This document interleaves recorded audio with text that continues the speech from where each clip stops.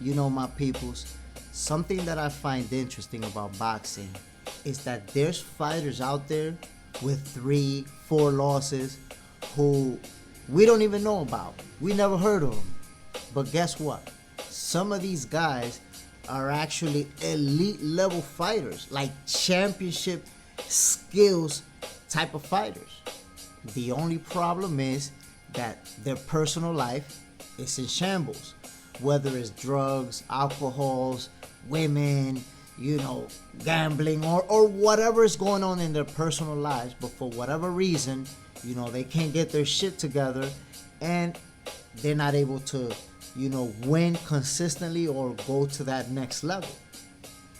But once in a while, one of these fighters, the stars will align for them.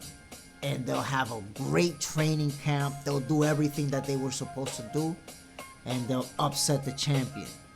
So now we're going to discredit the champion because you lost to this guy that has 3, 4 losses. But what we're not understanding is that this dude, with all these losses, he's a great fighter. He just never had his shit together before. Who's the perfect example of that? James Buster Douglas. Mike Tyson versus James Buster Douglas is considered the biggest upset in boxing history. And when it comes to odds in Vegas, I think it still is the biggest upset in the history of the sweet science.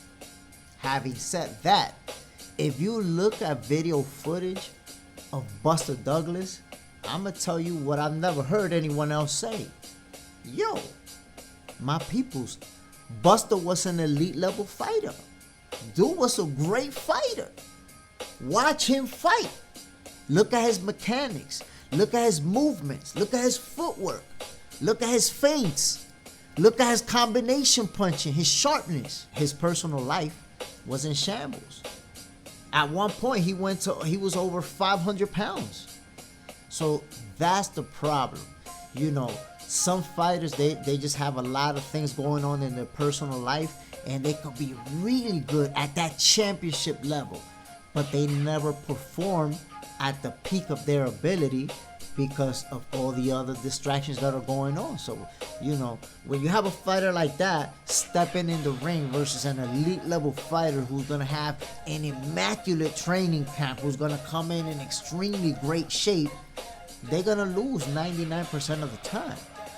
But don't get it twisted, my peoples. Having 3, 4 losses on your record, that doesn't mean you're a bum at all. Do not judge fighters by the numbers that you see on there. Judge them by what you see in the ring. I've seen fighters with a bunch of losses, and when I see them fighting, I'm like, wow, this guy's really good. Damn, how he got all these losses? When it comes to what happens in the ring, the numbers don't always tell the story. There's a lot of really good fighters out there with multiple losses on their record. So don't discredit somebody by the numbers. Look at what they're doing inside the ring. And sometimes you see an upset and you think, oh, this guy got beat by a bum. No. Mike Tyson did not get beat by a bum.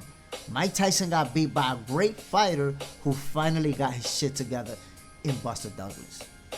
Anyways, my peoples, I hope y'all understand this take, because I never hear nobody giving Buster Douglas the credit for the type of skills that he had. That's what I'm trying to do.